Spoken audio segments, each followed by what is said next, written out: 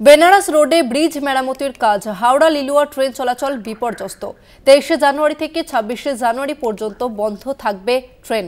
বেশ কিছু local train চালানো হবে, 4 জোড়া প্যাসেঞ্জার স্পেশাল ট্রেন চালানো হবে। এই মুহূর্তে আমাদের সঙ্গে ফোন লাইনে রয়েছে প্রতিনিধি শাশ্বতী রায়। শাশ্বতী, রেল সূত্রে কি খবর পাওয়া যাচ্ছে?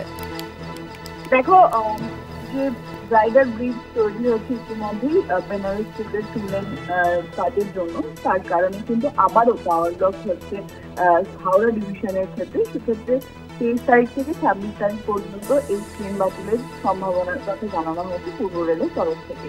এবং ইতিমধ্যেই বাতিল করা হয়েছে বেশ কিছু ব্যান্ডেল লোকাল, প্রায় 15টির কাছাকাছি ব্যান্ডেল লোকাল বাতিল রয়েছে। শেওড়াফুলি হাওড়া লোকাল বাতিল রয়েছে 11টি, এবং এছাড়াও বেলুড়মঠ লোকাল রয়েছে 2টি, শ্রীরামপুর লোকাল রয়েছে 2টি, একাধিক ট্রেন বাতিল রয়েছে হাওড়া সেকশনের ক্ষেত্রে।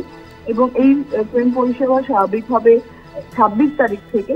এই 3 দিনের জন্য বাতিল থাকছে হাওড়া ব্যান্ডেল মাতৃভূমি লেডি স্পেশাল লোকাল, এবং বেশ কিছু প্যাসেঞ্জার ট্রেনকেও বাতিল করা হয়েছে আগামী 3 দিনের জন্য।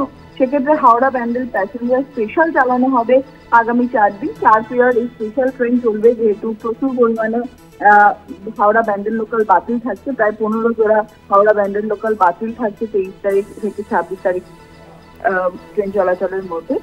তাই 4 জোড়া করে প্রত্যেক দিন স্পেশাল প্যাসেঞ্জার ট্রেন চালাবে হাওড়া ডিভিশন, যাতে যাত্রীদের অসুবিধা না হয়, সেই কারণে এই সিদ্ধান্ত।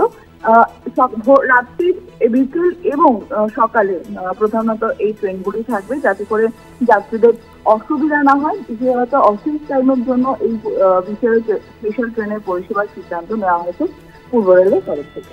ধন্যবাদ তোমাকে শাশ্বতী।